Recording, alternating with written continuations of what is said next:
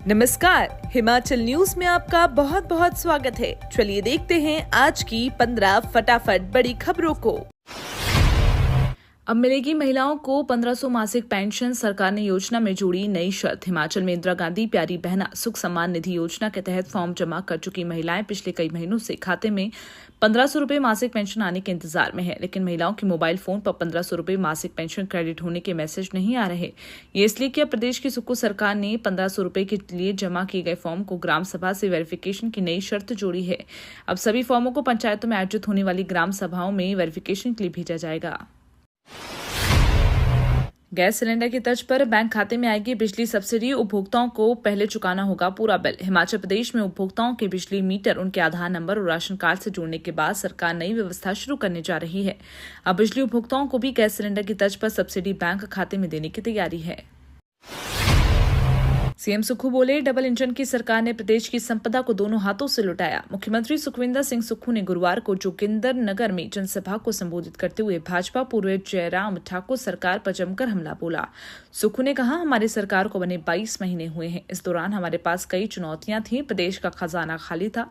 सुक्खू ने कहा, भाजपा ने चुनाव से पहले प्रदेश में 5000 करोड़ की रेवड़ियां बांट दी। ये जनता का पैसा था। राजनीति लाभ के लिए संस्थान खोल दिया, बिजली पानी माफ कर दिया। जिस दिन में मुख्यमंत्री बना, इस प्रदेश का खर्चा चलाने के लिए सिर्फ 1 महीने का पैसा था। डबल इंजन की भाजपा सरकार ने प्रदेश की संपदा को लुटाया है।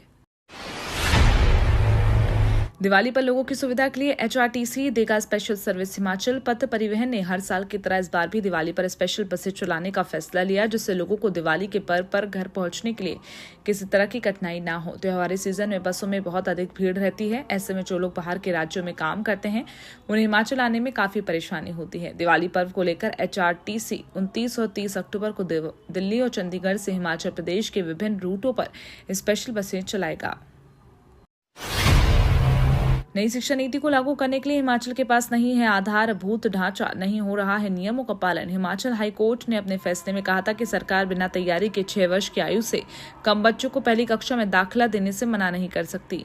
याचिका पर फैसला सुनाते हुए हिमाचल हाईकोर्ट की डबल बेंच ने कहा था कि राष्ट्रीय शिक्षा नीति को अपनाने से पहले प्रदेश सरकार को इस संदर्भ में केंद्र सरकार द्वारा 31 मार्च 2021 को जारी सूचना के लिए दिए सुझावों को चरणबद्ध तरीके से लागू करना होगा।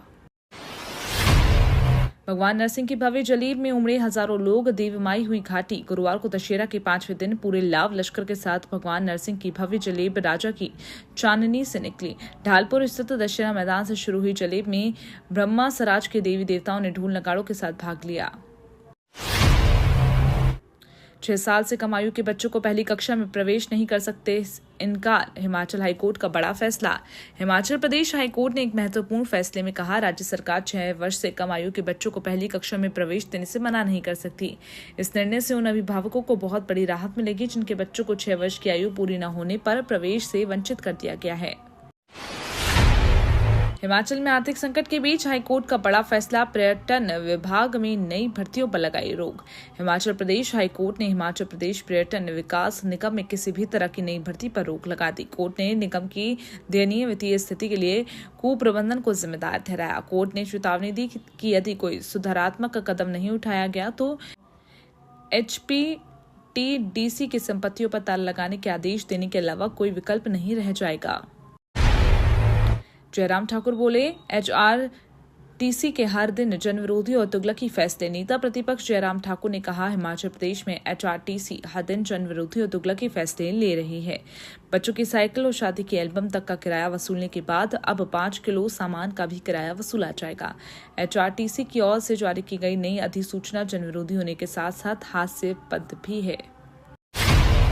बैजनाथ पपरोला से जोगिंदरनगर के लिए बहाल होगी रेल सेवा। पठानकोट जोगिंदरनगर रेलवे ट्रैक पर बैजनाथ पपरोला से जोगिंदरनगर के लिए रेल सेवा बहाल की जाएगी। रेलवे के वाणिज्यिक प्रबंधक प्रदीप सिंह सैनी ने इसकी समय सारणी घोषित की। यहां से 2 रेलगाड़ियां रोजाना दौड़ेंगी। इससे पहले 26 सितंबर से बैजनाथ पपरोला कांगड़ा के बीच रेल सेवा को बहाल किया गया था। इस रेल मार्ग पर पिछले काफी समय से रेलगाड़ियों का संचालन नहीं किया जा रहा।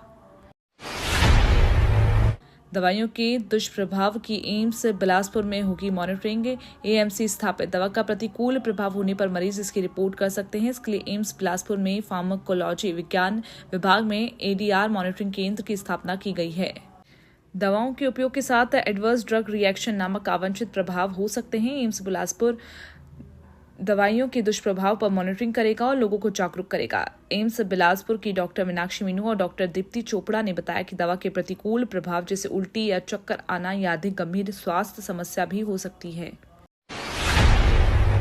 एनआईटी हमीरपुर में अंतर्राष्ट्रीय सम्मेलन का शुभारंभ 42 शोध पत्र होंगे प्रस्तुत। एनआईटी हमीरपुर में चौथे अंतर्राष्ट्रीय सम्मेलन ICNAAO 2024 तक शुभारंभ गुरुवार को हुआ। एनआईटी हमीरपुर के गणित और वैज्ञानिक कंप्यूटरिंग विभाग की ओर से 17 से 19 अक्टूबर तक इस अंतर्राष्ट्रीय सम्मेलन का आयोजन किया जा रहा है। इसमें विभिन्न देशों से लगभग 200 प्रतिभागी एवं 42 वक्ता भाग ले रहे हैं। हिमालयी राज्यों में यातायात ढांचे की डोर ढामेगी पर्वतमाला। पहाड़ी राज्यों और भीड़ भाड़ वाले शहरों में परिवहन सेवा को मजबूत करने के लिए भारत सरकार ने पर्वतमाला योजना शुरू की। चुनित राज्यों और शहरों में इस योजना के तहत रोपवे का निर्माण किया जा रहा है ताकि पर्वतीय राज्यों में आवागमन को आसान बनाया जा सके। पर्वतमाला योजना के तहत उन क्षेत्रों में रोपवे का निर्माण होगा जहां सड़क निर्माण मुश्किल है या असंभव है। पर्वतमाला परियोजना के जरिए भारत पहाड़ी राज्यों के साथ चीन के साथ सीमाओं में परिवहन संसाधनों को मजबूत करने में जुटा है। पर्वतमाला योजना का लक्ष्य क्षेत्र में पर्यटन को बढ़ावा देना, शहरी क्षेत्रों में सड़कों पर यातायात ट्रैफिक के बोझ को कम करना, साथ ही चीन के साथ लगती सीमाओं पर लॉजिस्टिक सपोर्ट को मजबूत करना है। सुकू सरकार ने रिटायर्ड IAS तरुण श्रीधर को दी बड़ी जिम्मेदारी, सौंपा पर्यटन सेक्टर को सुधारने का जिम्मा। हिमाचल की सुकू सरकार ने रिटायर्ड IAS तरुण श्रीधर को पर्यटन सेक्टर को सुधारने की जिम्मेदारी सौंपी। इसके लिए प्रदेश सरकार ने रिटायर्ड IAS तरुण श्रीधर की अध्यक्षता में एक सदस्यीय कमेटी का गठन किया। ये कमेटी HPTDC की वर्तमान वित्तीय स्थिति की समीक्षा करेगी। इसी के साथ ही ये कमेटी पर्यटन विभाग की आर्थिक व्यवस्था को पटरी पर लाने के लिए कार्यप्रणाली को सुव्यवस्थित करने और आवश्यक सुधारात्मक उपायों को लेकर सरकार को अपने सुझाव देगी। हिमाचल समेत देश के ठंडे क्षेत्रों में भी हो सकेगी कीवी की पैदावार। नौणी ने खोजी प्रजाति। डॉक्टर YS परमार बागवानी एवं वानिकी विश्वविद्यालय नौणी के शोधकर्ताओं ने सिक्किम के लाचेन क्षेत्र में कीवी की एक ऐसी प्रजाति ढूंढी है जो 2800 मीटर की ऊंचाई पर उगाई जा सकती है। ये तो थी आज की 15 बड़ी खबरें। डेली खबरों से अपडेट रहने के लिए चैनल को सब्सक्राइब करना बिल्कुल ना भूलें। धन्यवाद।